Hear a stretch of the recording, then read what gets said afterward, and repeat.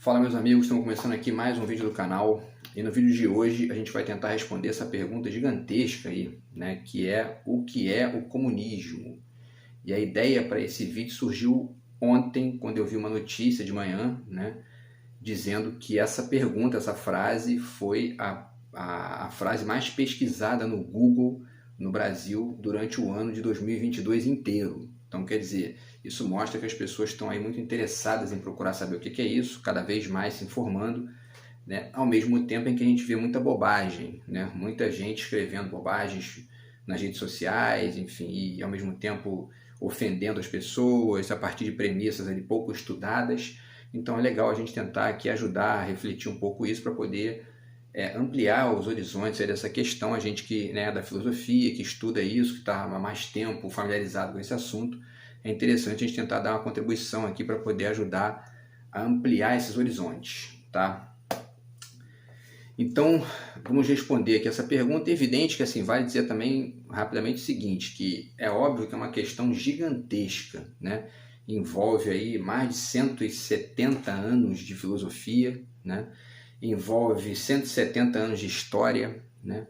Então, quer dizer, é uma quantidade gigantesca de dados, de informações e não cabe num vídeo de 20 minutos, de 25 minutos. Porém, a gente tenta fazer um resumo aqui para poder trabalhar as questões principais e tentar traçar aqui um certo desenho da questão que possa ajudar as pessoas a entenderem melhor e, enfim, a navegarem um pouco melhor nesse assunto na hora de falar também, porque a gente vê muita desinformação por aí, né? Então, o texto principal, né, que gera essa discussão toda do comunismo é o Manifesto Comunista do Karl Marx. Está aqui, né? A gente já fez alguns vídeos aqui sobre essa questão e sobre questões adjuntas também, e esse livro sempre aparece, porque é um livro realmente muito importante na história da humanidade, na história do século XIX, do século XX também, e continua até hoje, muito atual, com uma série de questões aqui importantes. Tá? E aí o manifesto surge no ano de 1848, certo? Ele surge, são dois alemães que escrevem, né? Alemãos, né, que escrevem, o Karl Marx e o Friedrich Engels, mas ele é publicado primeiro em Londres e depois ganha a Europa com uma série de traduções, tá? E aí vale dizer três coisas aqui importantes que eu separei para poder dizer sobre isso. Primeiramente, as vinculações filosóficas, tá? Para a gente poder começar a desenhar essa questão. A vinculação filosófica mais importante do manifesto do Marx é esse livro aqui do Hegel, que é a Fenomenologia do Espírito, tá? Que é esse livro aqui, gigantesco. Eu demorei mais de um ano para terminar de ler esse livro. Esse livro é fantástico, um livro importantíssimo da história da filosofia, e ajuda a gente a compreender aí esse trajeto, tá? O que é a Fenomenologia do Espírito do Hegel? Também é um livro que daria um curso inteiro, né? Mas a gente tenta resumir. É o caminho do espírito, ou seja, da mente, né, da consciência, em direção a um posicionamento que ele chama de sujeito absoluto, que seria uma espécie de ponto fundamental de reflexão, né, de percepção, de consciência das coisas, de entendimento dos assuntos, de absorção de uma série de figuras de pensamento, que é o que ele vai desenhando ao longo do caminho, né? Desse caminho reflexivo e dialético, né? Que é essa expressão que ele usa. A dialética é essa movimentação de tese, antítese, síntese, né? Afirmação, negação, depois uma nova afirmação, e isso vai se acumulando como um trajeto de conhecimento, e isso vai aprimorando o seu espírito, vai aprimorando a sua mente. Isso aqui já é uma releitura da crítica da razão pura do Kant e também do cogito cartesiano, né? Ou seja, do penso logo sou, penso logo existo do Descartes, certo? E essas movimentações, que são movimentações que a filosofia vai sugerindo como um trabalho mental, um trabalho, né, de reflexão possível, foram resultantes do fim da Idade Média, né? Enfim, da modificação da lógica de poder, que saiu da religião e tudo mais. Tudo isso vai desembocar na fenomenologia do Hegel, que é uma proposta, né, de uma percepção sobre como funciona a mente humana e como funciona o trabalho da filosofia, ampliando aí os horizontes do conhecimento, tá? E aí o Marx vai produzir o Manifesto Comunista em diálogo com essa fenomenologia do espírito do Hegel também. Então tem uma série de modificações, vamos falar apenas de duas. Tá? Primeiramente, o Hegel está sugerindo aqui um trabalho que é estritamente mental, né, do espírito, certo? Portanto, se insere na discussão do idealismo, né? O Marx vai sugerir que esse trabalho tem que ser feito também a partir de uma conexão com a vida material. E, portanto, ele sugere, para poder substituir essa dialética hegeliana, o materialismo dialético, né? Que é levar em consideração que esse encaminhamento que vai gerar o sujeito absoluto no final da fenomenologia do espírito, que seja feito em consonância com as movimentações materiais e de produção, enfim, da humanidade. E essa dialética, portanto, ela leva em conta também esses elementos de produção, elementos materiais. E o final dessa dialética marxista, desse materialismo dialético, não vai ser mais esse sujeito absoluto do que o Hegel chama, mas sim o comunismo, certo? Então, isso explica essa primeira parte da história, tá? Que são esses dois pontos aqui conectados com o Hegel, tá? E aí, existe um conceito importante do Marx também, que é o conceito de luta de classes, que ele insere aqui, né? E ele tem outros trabalhos também importantíssimos, o Capital, os manuscritos econômico-filosóficos, enfim, e uma série de outros textos que são importantíssimos para entender o processo, especialmente o Capital, né? Mas o fato é que dá para a gente falar aqui de alguns conceitos importantes. Por que essa ideia de luta de classes é muito importante para poder entender o comunismo? Por quê? O Marx afirma no Manifesto Comunista que a burguesia carrega, né, uma essência revolucionária.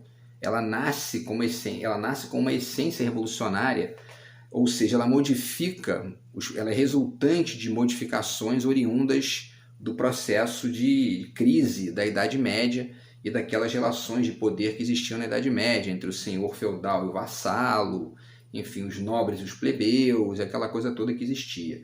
Os burgueses começam a aparecer ali, né, como uma figura nova na história, quer dizer, começam a haver as navegações, aumento de mercados, surgimento das primeiras oficinas, manufatura, indústria, etc. E isso vai gerando essa classe burguesa que não existia antes. E ao mesmo tempo ela é essencialmente revolucionária, porque ela mesma vai se movimentando para poder modificar o próprio sistema, ampliar os horizontes, ampliar o horizonte de consumo e com isso ela vai modificando os próprios processos, etc. e tal. Junto com esse processo, só um parênteses, eu estou resumindo aqui, né? Tem muito mais coisa, mas eu estou resumindo para tentar dar uma explicação que caiba nesse tempo do vídeo. Junto com esse processo surge também essa outra classe que não existia antes, que é a classe do operário, do proletário.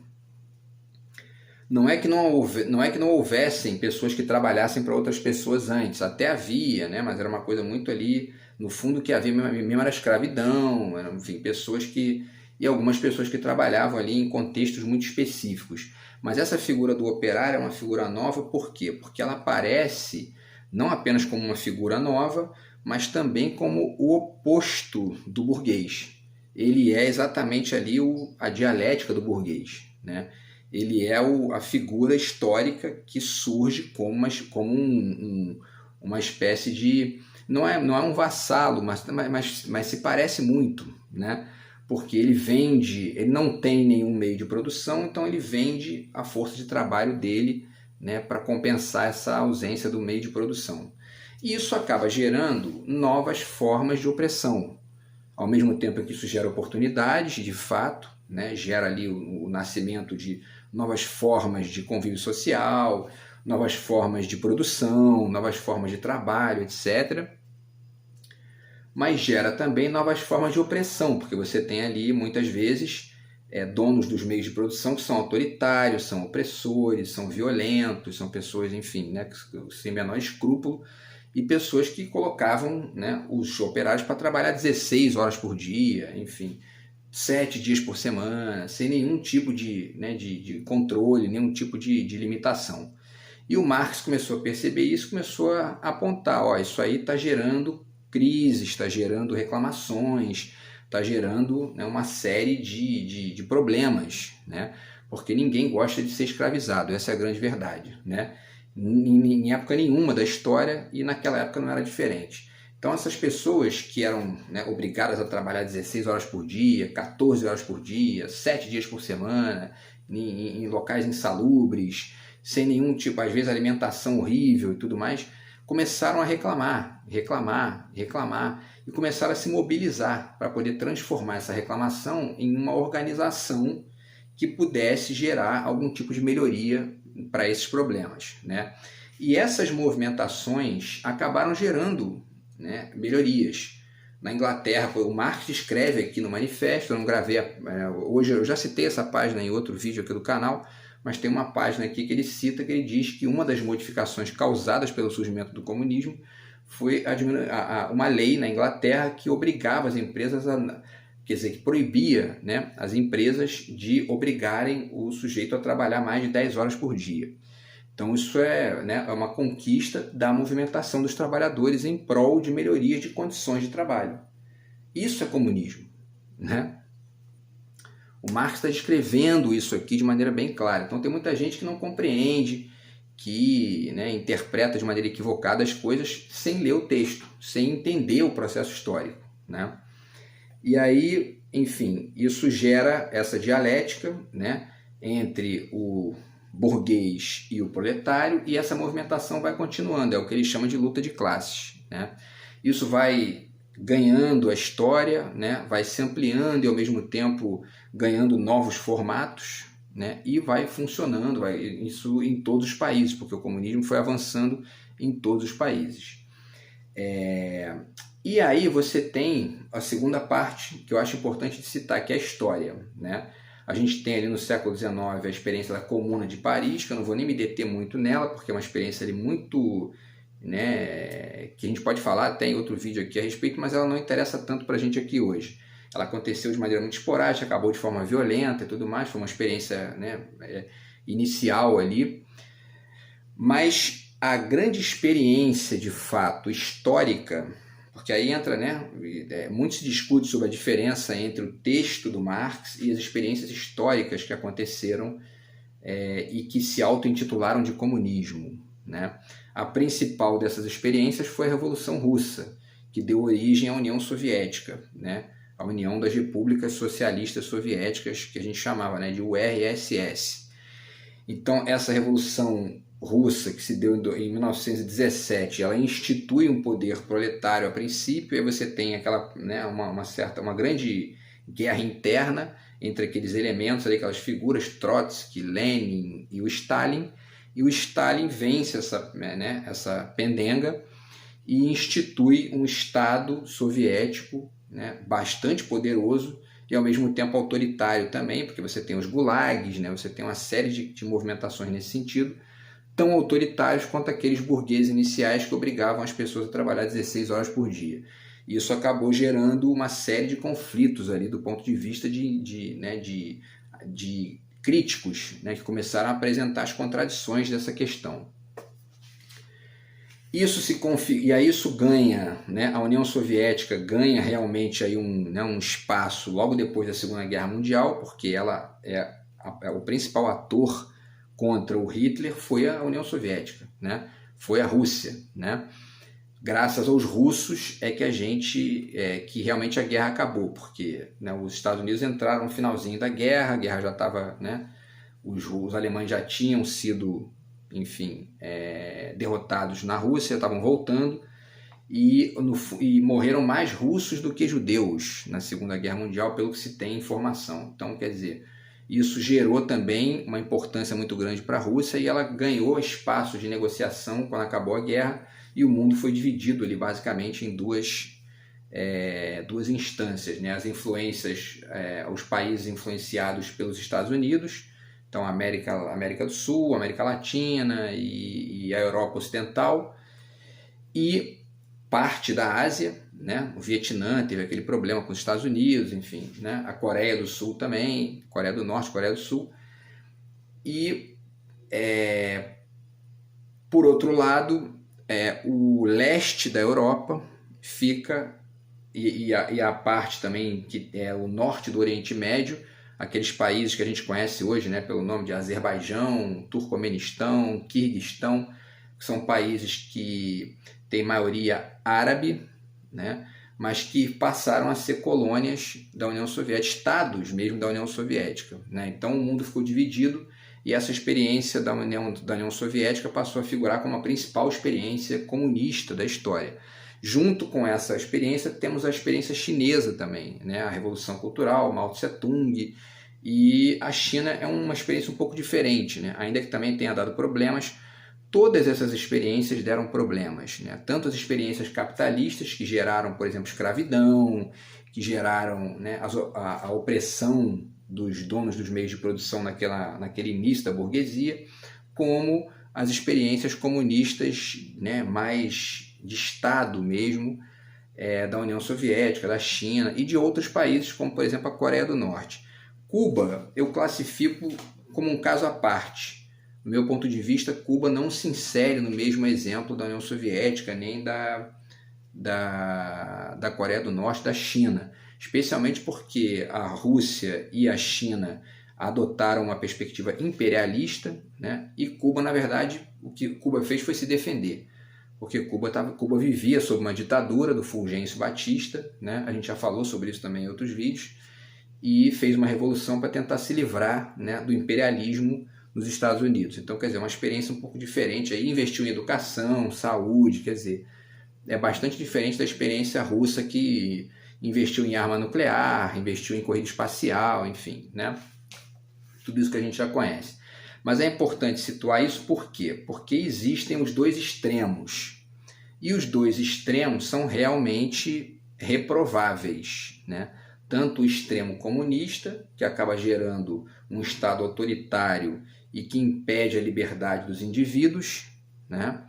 Quanto os excessos do capitalismo, os extremos do capitalismo, que geram monopólio, oligopólio, no limite extremo gera escravidão, porque a gente tem inclusive trabalho escravo até hoje, né? Até hoje se encontra aí no interior do país, no interior do Brasil e em outros lugares do mundo, trabalho escravo, né? Isso inclusive em fábricas, né? Tem um documentário do Michael Moore que ele chega para o dono da Nike, diz: meu querido, vamos comigo lá na Indonésia ou na Índia, sei lá, para poder visitar uma fábrica sua lá para ver como é que funciona. O cara: não vou não, nunca fui lá, não quero ir. Quer dizer, e é trabalho escravo. Então, assim, o capitalismo tem excessos. Nos excessos do capitalismo você gera escravidão, você gera, né, exploração excessiva do trabalho do outro, e nos excessos do comunismo você gera eliminação das liberdades individuais, né, e uma perspectiva excessivamente igualitarista, que na verdade ignora as diferenças que existem entre os seres humanos. Então esses dois extremos são reprováveis. Agora, nos entremeios você tem a movimentação dialética mais interessante dessa perspectiva. E hoje no mundo, os países que produzem esse entremeio com mais riqueza são os países da Europa Ocidental. Então você tem ali, né, Portugal, Espanha, França, né, Alemanha, Itália, Inglaterra, né, e ao mesmo tempo também os países nórdicos, né, Dinamarca, Noruega, Finlândia. Você vê que ali você tem as duas formas dialéticas funcionando e oscilando ao mesmo tempo, sem recair nos extremos. Então você tem estados atuantes que funcionam, cargas de impostos altas, serviços públicos de qualidade, você tem saúde, você tem educação, você tem infraestrutura e etc. E ao mesmo tempo tem um mercado atuante também. As empresas funcionam, tem os consumidores e tudo funciona basicamente bem e funciona muito melhor do que numa Coreia do Norte, por exemplo, que não respeita a liberdade individual, tem um sujeito que é um ditador, que é uma dinastia, que tudo isso é reprovável.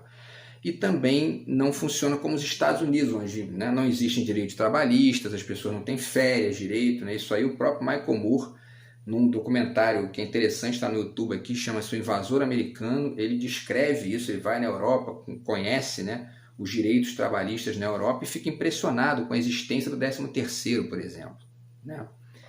E aí é importante ponderar isso. Para além dessas experiências históricas que eu falei, né, para continuar explicando o que é o comunismo, para além dessas experiências históricas, essa dialética do entremeio produziu outras formas de manifestação do comunismo. Por exemplo, os partidos comunistas, que existem, né, em vários países, quase todos os países ocidentais têm, né? Estados Unidos aqui não tem, é o único. E organizações como sindicatos, por exemplo. No Brasil tem o MST também, por exemplo, que é o Movimento dos Trabalhadores Sem Terra, né? E que também é uma manifestação comunista fora do Estado estrito sensu, né? Funciona ali no jogo social. Na Alemanha, por exemplo, existe uma questão muito interessante. Na Alemanha, por exemplo, parece que tem uma lei na Alemanha que as grandes empresas são obrigadas a criar um corpo diretivo que é dividido. Metade gente ligada ao dono do meio de produção e a outra metade ligada ao sindicato. Isso é muito interessante, isso é uma experiência radicalmente comunista dentro daquele sistema, né? É um pedaço comunista daquela lógica social e que funciona muito bem, garante direitos para as pessoas e, segundo consta, a hora trabalhada mais cara do mundo hoje é na Alemanha. É a maior e ao mesmo tempo é a maior economia da Europa. Quer dizer, então esse papo furado que a gente vê de vez em quando de que não, o comunismo é só atraso, então isso é bobagem, isso é ingenuidade. E a gente tem que entender esses processos para não ficar falando besteira aí. Tem muita gente aí, né, hoje em dia virou xingamento comunista. Hoje em dia não, né? Isso já é desde muito. O Marx fala disso no manifesto. Vou mostrar de novo para vocês aqui, tá? E o comunismo vira ofensa, as pessoas falam, seu comunista, não sei o quê. E aí você vai estudar para ver o que significa de fato comunismo, você vê que isso é uma grande bobagem, né? Porque muitas vezes a pessoa está ali, se você trabalha, se você é um trabalhador, você recebe os seus direitos, né? Se você trabalha numa empresa e você tem férias remuneradas, se você não tem férias, mas você pode exigir isso na justiça, se você recebe o seu 13º, ou se você não recebe, mas quer receber, ou se você recebe um ticket de refeição, um vale transporte, todas esses benefícios que você tem são conquistas do comunismo, porque são conquistas dessa parte dialética do jogo que funciona para proteger os trabalhadores, para poder conquistar, né, melhorias de trabalho e distribuição de renda no sistema, né? Então, dizer, não, porque eu não quero que o Brasil seja um país comunista. Você recebe 13º, então o país é comunista, meu querido. Ele também é comunista. Ele é capitalista também, mas também é comunista. Então, quando viram para mim e dizem assim, não, porque o Brasil é um país capitalista, eu digo, não é não. Não é não. Sinto muito, mas não é não. Nem os Estados Unidos são capitalistas estrito sensu. Eles também flutuam porque existe um imposto, por exemplo, sobre lucros e dividendos nos Estados Unidos, que é o imposto. O que é o imposto? Né? É uma figura estatal. O imposto é uma forma de pegar o dinheiro e distribuir para poder o Estado manejar essa grana e fazer a sociedade funcionar um pouco melhor, para além da mera conquista de lucro do empresário. Então isso é uma forma comunista de existência também, né? Então o Brasil é um país que tem uma dialética funcionando entre o comunismo e o capitalismo. Com o governo Bolsonaro, essa dialética ficou um pouco prejudicada, porque ele tirou direito dos trabalhadores. O Temer fez isso e ele manteve e piorou com um discursinho, né, um discursinho medíocre, né? Vale dizer aqui de que não... os trabalhadores vão ter que escolher entre mais direitos e menos emprego, ou mais emprego e menos direito. Conversa fiada. O caso da Alemanha mostra que ele é um mentiroso, que ele está mentindo, né? E a gente está vendo o caos da economia aí que está deixando para os grupos de transição, e é bem isso mesmo que é o Bolsonaro, né? Então, pessoal, né, vamos ver se falta falar alguma coisa aqui. Né, a gente tem, para terminar, as manifestações do comunismo no Brasil passam por entender como funciona a esquerda no Brasil. A esquerda no Brasil se desenvolve muito por uma lógica que ganhou o nome de trabalhismo aqui. E aí tem essas figuras históricas, né? O João Goulart, o Getúlio Vargas, depois o João Goulart, Brizola, enfim. E aí depois Lula e outras figuras mais. E a gente tem os partidos, né, de esquerda no Brasil, que são aqueles que são um pouco mais extremos, né, que são o PCB, Partido Comunista Brasileiro, o PSTU, né, e o PCO, que é o Partido da Causa Operária. São os 3 partidos mais extremos. Esses são mais, né, são mais radicais, são mais veementes no comunismo deles. E você tem aqueles partidos de esquerda moderada, ou uma esquerda liberal, uma esquerda que tende mais a ser parecida com a social-democracia europeia, né? Essa que a gente citou antes aqui como um exemplo de entremeio bacana, né? Então esses partidos são justamente o PT, o PCdoB, o PSOL, o PDT do Ciro Gomes e o PSB, hoje também é um partido que está crescendo. Marcelo Freixo foi para lá agora também, se não me engano, Flávio Dino também, enfim. Então esses partidos são os partidos da esquerda brasileira. Então não existe, mesmo nesses partidos PCO, PSTU, eles jogam um jogo democrático, eles não ficam ali armando, né, golpes para poder... Quem arma golpe no Brasil é a direita, não é a esquerda. Quem arma golpe historicamente no Brasil é a direita. Então, essa esquerda mais radical que a gente tem no Brasil está ali jogando o jogo democrático dos partidos políticos, da tentativa de participar das eleições e funcionando aí da maneira que tem que funcionar. Quem arma golpe no Brasil é a direita. Tá? E esses partidos que têm sido acusados, para início de conversa, só o fato de existir uma acusação de comunismo já é um equívoco, porque está se falando ali grego, na verdade está se falando árabe, né? Uma língua alienígena, na verdade, porque não existe isso, né? O comunismo é permitido, ele funciona, ele existe, entendeu? E essa visão tosca de que você tem que entender o comunismo como algo errado é uma visão ingênua, equivocada e não se sustenta, né? Só na cabeça de gente que fica aí, não estuda, a gente não lê, não estuda, não conversa sobre a questão de maneira mais profunda, né? Não pesquisa, porque o comunismo é uma manifestação social legítima, tanto e tão legítima que foi justamente ela que estabeleceu a maioria esmagadora das conquistas que a gente tem hoje no nível do trabalho, no mundo, no Brasil e enfim, em todos os lugares. Tá? Então a gente tem, e aí essa esquerda moderada, ela não é nem de longe comunista. Digo, né, me corrigindo aqui na verdade, ela não é comunista estrito sensu, é assim que a gente tem que dizer, né? Ou seja, não é uma experiência do tipo Coreia do Norte, é um comunismo dialético, que faz o jogo do trabalhismo, que tenta conquistas para os trabalhadores, mas sem impedir a existência do mercado. Tanto é verdade que nos governos Lula, né, muito se fala aí que os banqueiros lucraram horrores, né, durante o governo Lula. Então esses partidos PT, PSOL, PDT, PSB e PCdoB são partidos de esquerda moderada, né? Eles exercitam o comunismo, mas é um comunismo dialético, não é um comunismo radical e extremo. Então é importante entender essas diferenças para poder saber do que a gente está falando.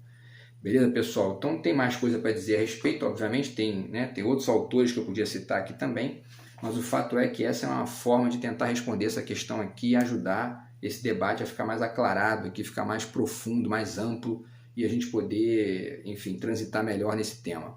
Beleza, pessoal? Então é isso. Está aqui mais uma vez o Manifesto Comunista do Marx, tá? Que esse livro é importantíssimo, vale muito a pena ler. Pô, o livro tem 40 páginas, então vale a pena você ler para você, né, pegar um pouquinho melhor a ideia e não ficar repetindo essa coisa aí que os bolsonaristas mais radicais ficam repetindo e que viajam na maionese, né? Estão viajando ali.